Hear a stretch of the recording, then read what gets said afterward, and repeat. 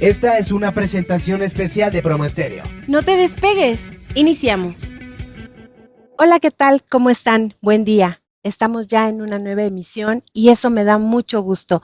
Bienvenidas y bienvenidos. Recuerden que aquí tocamos temas de mujeres y negocios.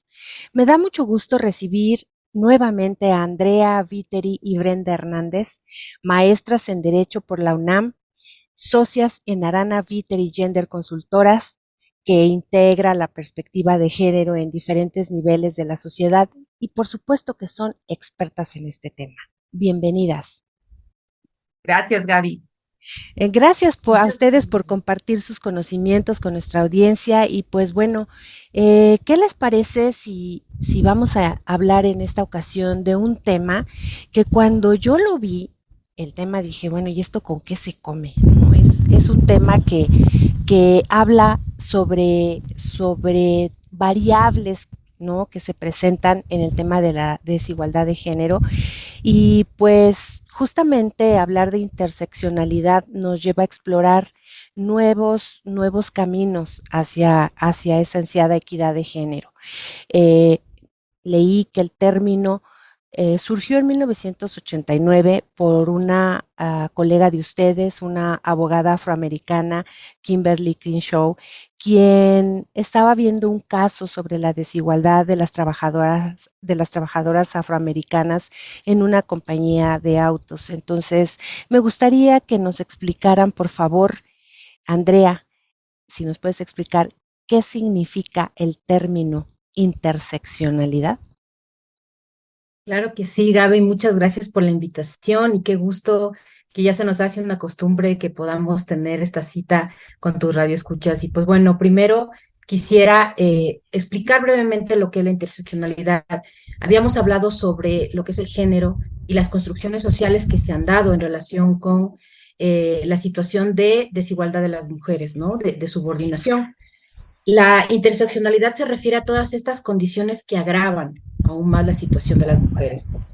Podemos decir, por ejemplo, estas condiciones pueden ser la raza, puede ser la situación económica, la situación de pobreza e incluso en otras ocasiones el encontrarse distante de lugares en donde pueden, por ejemplo, tener o recibir una atención prioritaria, ¿no? Entonces, son todas estas condiciones que pueden llegar a generar una mayor situación de vulnerabilidad y desigualdad.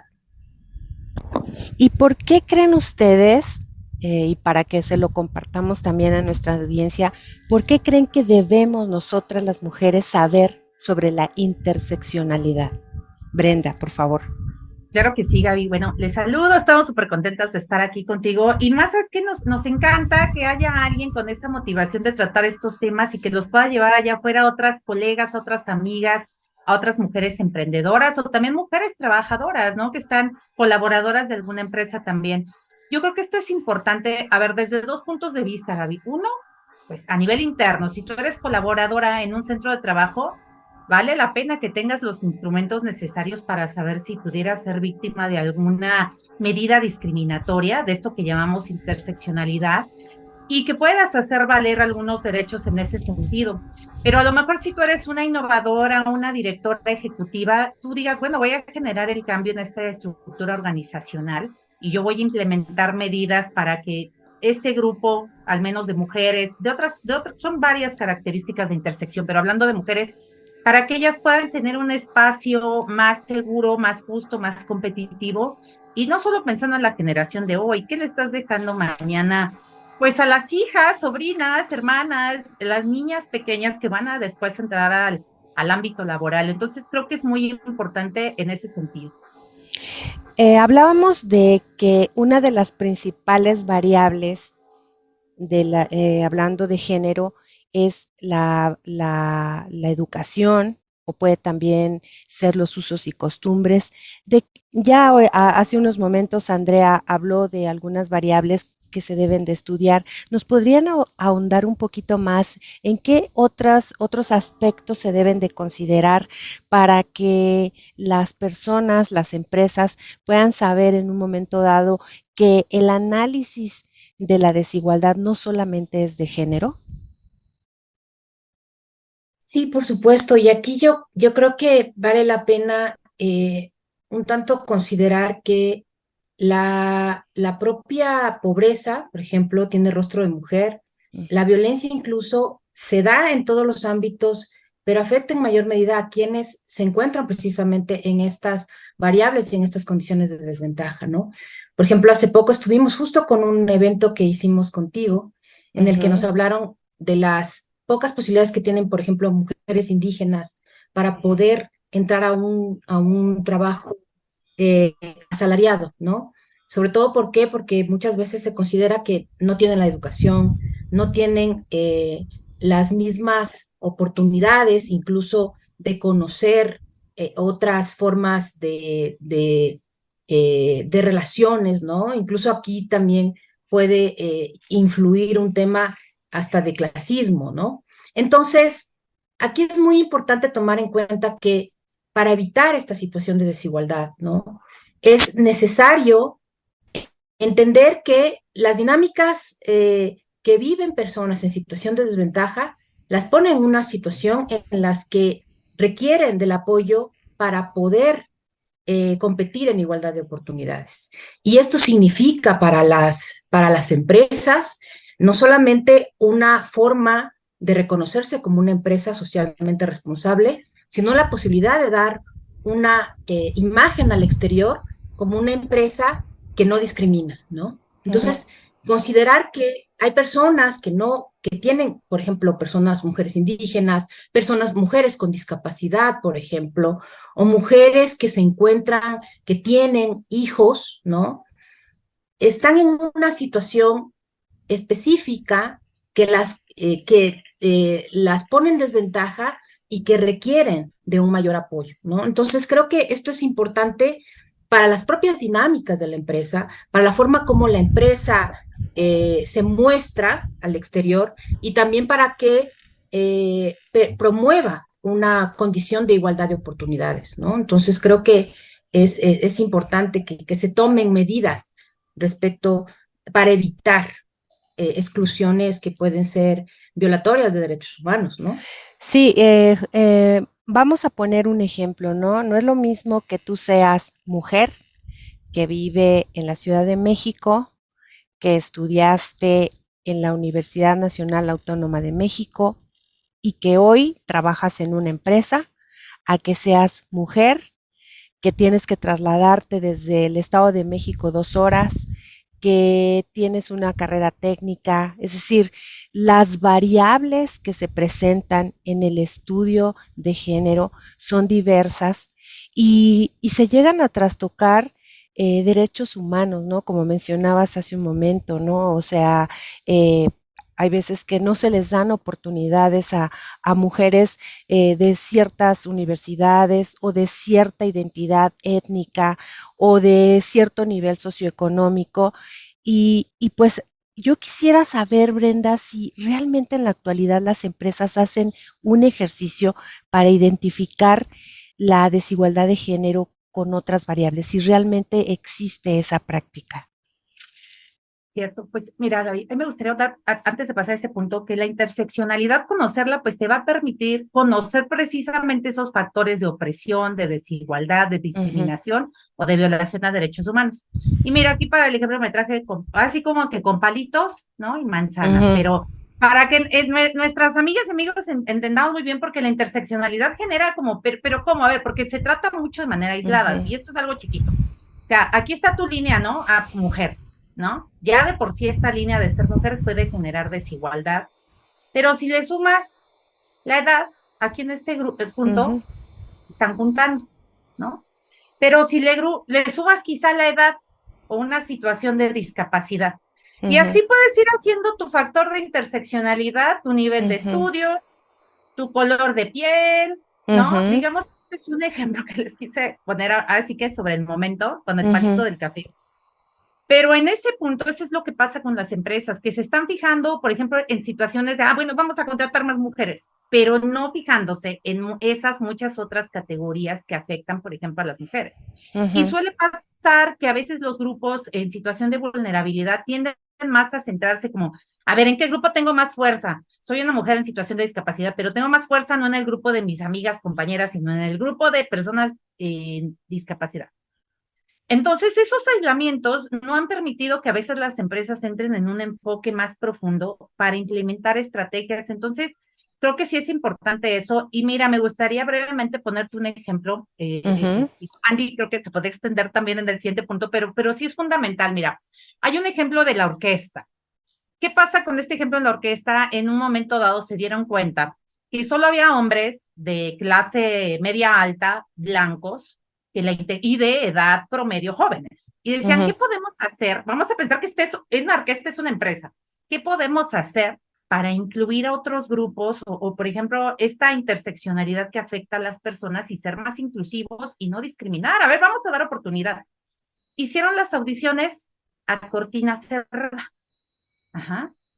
Dijeron, vamos solamente a escuchar a las personas que se vienen a postular para esta orquesta. ¿Y quieres saber cuál fue el resultado de ese ejercicio? ¿Qué puede suceder cuando tú no miras el currículum, cuando no sabes si es hombre, mujer, qué edad Ujú, tiene, sino únicamente en el talento? Porque aquí hay que enfocarnos mucho en ese perfil y en esas habilidades, ¿no? ujú. Bueno, ¿qué piensan ustedes? ¿Qué piensas, Gaby? Porque Andy ya lo sabe, nosotros ya lo sabemos, pero Pues no sé, me sorprendería porque pues justamente no solamente por el tema de género, a lo mejor como bien dices de la edad, ¿no? A lo mejor me imagino que había también mujeres maestras del violín o del cello de diferentes edades. Entonces, pues a lo mejor pues estaba 50-50, quiero pensar. pues, ¿qué crees, Gaby? No, el resultado fue el mismo. Siguieron Mm, seleccionando a hombres blancos, clase media alta, de cierta edad. ¿Por qué? Porque en muchas ocasiones vamos a un antecedente aún mayor. ¿Quiénes han tenido mayores oportunidades de estudiar, de accesar a la buena educación? ¿Qué tanto tu nivel económico en esa interseccionalidad tiene que ver en tu desarrollo? Si mm, invirtió tu familia más en ti por ser mujer o no, porque a ti te iban a mantener, pero en el hombre sí, porque él iba a mantener una familia. O sea, ujú, tiene que ver con muchos factores. En ese sentido, por eso este ejemplo de la orquesta es importante, porque la interseccionalidad podemos hacer una actualización a los valores de hoy. Pero ujú. detrás de todo esto hay ya cuestiones que han generado opresión o discriminación a las personas. Entonces, creo que te quería poner ese ejemplo en especial, porque la orquesta queda igual sin mujeres, sin personas de descendencia afrodescendiente, sin personas mayores, pues porque ya es un mecanismo de desigualdad sistémica, ¿no? ¿Y qué están haciendo las empresas? Bueno, no sé si Andy quisiera en esa parte ahondar, si no, yo con todo gusto continúo. Sí, justo es lo que te iba a preguntarles, que realmente qué es lo que están haciendo las empresas al respecto, si están haciendo ese ejercicio para identificar todas esas variables que mencionas. Así es, y fíjate que es bien interesante porque está una norma, Gaby, sencillísima, accesible, está en línea, la tiene el Instituto Nacional de las Mujeres, la tiene CONAPRED, hemos hablado contigo de esta implementación de la norma, la NMX 25, y podemos echarnos ahí una revisión y nos establece, por ejemplo, algunos factores, por ejemplo, te obsequian unas políticas de igualdad, te obsequian, Ujú, por ejemplo, también unos criterios para el proceso de admisión a las personas, pero también, por ejemplo, en este caso, que garantice la igualdad de oportunidades. Entonces, creo que por ahí esto es una cuestión ética definitivamente, y cualquier empresa que quiera abonar en este momento a la responsabilidad social, pero también sabes que a generar un mayor impacto, pues sí tendría que entrarle a estos temas de una mayor apertura en ese abanico de posibilidades de contrataciones, ¿no? Y ujú, ujú. transformar sobre todo pues, las culturas organizativas, ¿no? Al interior de la empresa y hacia tu exterior, porque también ahí hay un tema especial. Sí, en este caso, ¿te refieres quizá a políticas para disminuir la discriminación y la igualdad dentro de las empresas? Quizá algunos temas de políticas regulatorias hacia las empresas, no sé, respecto al tema de la interseccionalidad, si ya hay algo más específico en términos pues legislativos, quizá. Así es, tenemos reformas recientes a la Ley Federal del Trabajo, Ujú, tenemos también la reforma en igualdad ante la ley de la Constitución. Tenemos, por ejemplo, el convenio para la eliminación de las formas de discriminación, que este convenio celebrado en la ONU, ratificado por México, fíjate que es del año 93 y fue el primero en hablar de interseccionalidad. Entonces, lo que podríamos hacer también, fíjate que podríamos compartirles las ligas para que ustedes a tu auditorio puedan ver, por ejemplo, bajar unas políticas y adaptarlas a su empresa o algunos criterios de cómo poder evaluar a su personal sin generar como que esa discriminación o desigualdad, que sea como que piso parejo para todas y todos. A nosotros, pues precisamente nos contratan para eso, ¿no? Hay empresas que lo pueden hacer solos, tienen sus unidades de género, y otras que nos dicen, a ver, ayúdame a ajustar estos mecanismos a mis fines, a mis metas y a mis problemáticas, ¿no? Y ya muy específicas. En su quehacer como abogadas de género, ¿nos pueden, sin quizás ser tan específicas, platicar algunos casos en donde la interseccionalidad ha sido crucial para resolver alguna disputa, por ejemplo? Sí, por ejemplo, lo que nos estaba comentando Brenda sobre las políticas de igualdad, que han sido sumamente relevantes, primero para identificar cuáles son las condiciones y las situaciones que están generando a mujeres trabajadoras y colocan a mujeres trabajadoras en cierta condición de desventaja. Por ejemplo, algunas mujeres por ejemplo, que han contraído matrimonio o que tienen hijos, también es una variable que genera una condición de desigualdad. En el Consejo de la Judicatura, precisamente, iniciaron un proceso para convocar a mujeres juezas. Y ellas se esperaba pues que hubiera una mayor participación, porque no se sabía muy bien las razones por las cuales no había no se había logrado pues que se haya incorporado mayor número de juezas. Entonces muchas de ellas se sorprendieron porque se dieron cuenta de que no habían suficientes y que no eran el número esperado. Y las razones por las cuales no fueron, en su momento no entraron el número que ellos esperaban, era precisamente porque las mujeres preferían mantener su cargo de secretarias o un cargo que fuera inferior por los horarios flexibles, porque esto les permitía de alguna manera pues compaginar su labor tanto de servidoras públicas como de madres. Por otro lado también la carrera judicial, por ejemplo, se designa o se asigna en distintas partes de la República o en los estados, por ejemplo, para que tengan el cargo de jueces, no es necesariamente en la ciudad de residencia del servidor, entonces, o de la servidora. Entonces, muchas profesionales, muchas abogadas o secretarias, por ejemplo, prefirieron no concursar porque al estar casadas, ¿no? Y con hijos, tenían que dejar su trabajo, tenían que dejar más bien a su familia, no podían ellas como mujeres tomar la decisión de viajar, ¿no? Y el último punto era precisamente porque realmente no les estaban dando algunas opciones que tomaran en consideración estas condiciones propias de madres trabajadoras o de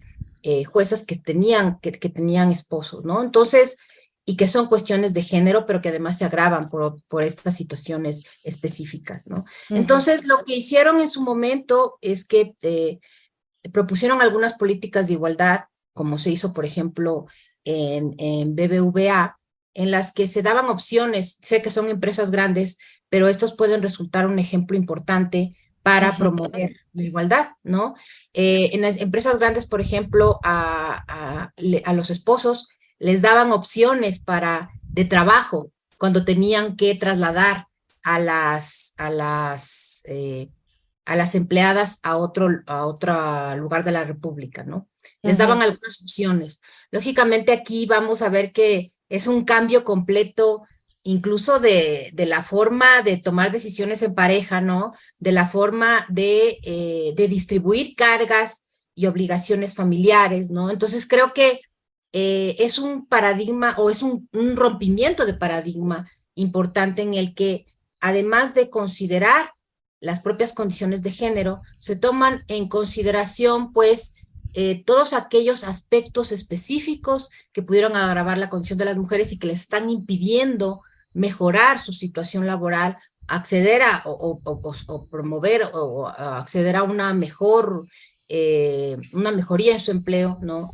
Y que nos puede ayudar y puede servirnos de referencia como algunos antecedentes para que las empresas reconozcan, ¿no?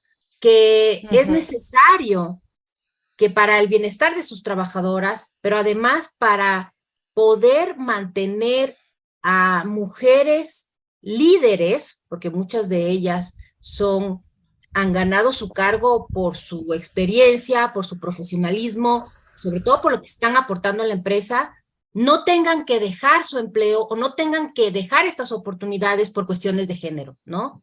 Y por cuestiones precisamente que están de alguna manera arraigadas socialmente. Entonces creo que ese puede ser algún ejemplo y creo que Brenda ya les ha dado algunas opciones más de cómo esta posibilidad de promover políticas de igualdad flexibles que tomen en consideración la situación particular de las mujeres y que las está poniendo en una situación de desventaja, nos puedan permitir que las empresas sean más competitivas, que mantengan mejores relaciones laborales, ¿no? Que armonicen incluso que hay una corresponsabilidad incluso en pareja, ¿no? Entre esposos respecto a lo que deben de cumplir en su labor y además, y no discriminar a las mujeres por su condición de madres, de esposas y de que deben cumplir esta segunda jornada, ¿no? Y sobre todo que realmente hay mucha tarea por hacer. Yo realmente así físicamente, porque yo digo que el papel, o los archivos, ¿no? El Excel, el Word, aguanta todo, ¿no?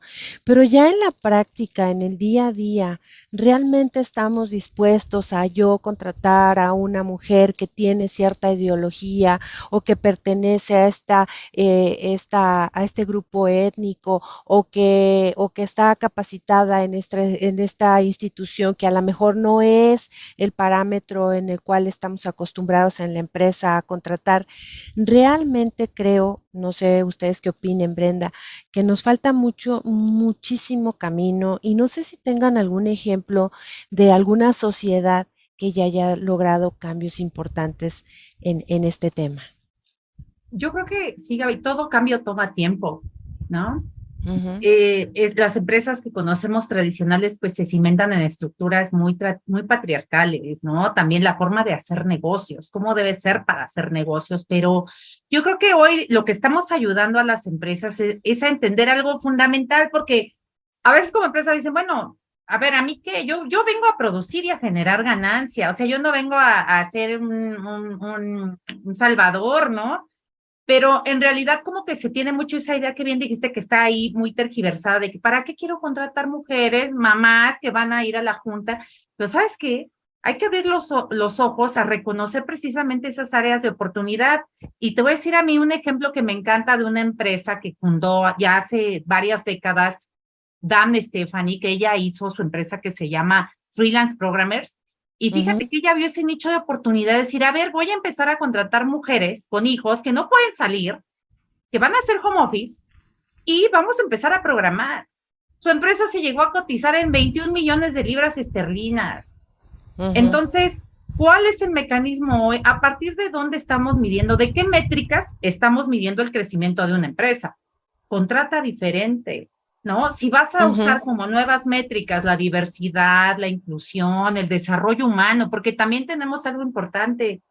Tenemos que desarrollarnos nosotras también nuestra madurez emocional, o nuestra empresa si va a ir a la misma madurez emocional que nosotros o nosotras, se va a estancar, ¿no? Se te va a hacer ahí un monstruito. Entonces, si tú maduras emocionalmente, tu empresa también, y esas métricas incluyen hoy que tu crecimiento base nuevos conceptos, como te decía, de inclusión, medio ambiente, igualdad, seguridad, pero también algo, el valor agregado a tu propia comunidad. Fíjate que a nosotros recién una empresa muy interesada en precisamente generar estas políticas, nos decía, las busqué a ustedes porque solo encontré empresas gringas, no tiene nada de mal, obviamente, pero empresas extranjeras que están brindando estos servicios para las empresas mexicanas. Y desde ahí decía esta empresaria, yo quiero también generar empleo para otras colegas como yo. Entonces sí, me agradaron y todo, pero son una empresa extranjera que viene a dar estos servicios que bien podemos hacer aquí nosotros. Entonces, creo que reconocer esas áreas de oportunidades es súper importante. Sin duda alguna tenemos mucho camino todavía, gracias a este tipo de programas, al conocimiento de ustedes que han avanzado muchísimo y a la exploración que hacen con las diversas empresas es que estamos dando pasos de gigantes. Les agradezco muchísimo el que hayan estado con nosotros el día de hoy. La próxima ocasión vamos a tratar seguramente nuevos temas que son relevantes y que son del interés de nuestra audiencia. Entre más sumemos, entre más colaboremos entre nosotras, también creo que podemos lograr el cambio. Les agradezco infinitamente, Andrea, Brenda, Andrea, el que hayan estado con nosotros. Gracias, Gaby. Muchísimas gracias, Gaby, por este espacio. Gracias y a todos ustedes también. Muchas gracias por estar con nosotros. Nos vemos en la siguiente emisión. Que tengan excelente día. Hasta la próxima. Espéranos la próxima semana. Escúchanos por Promo Estéreo, donde la estrella eres tú.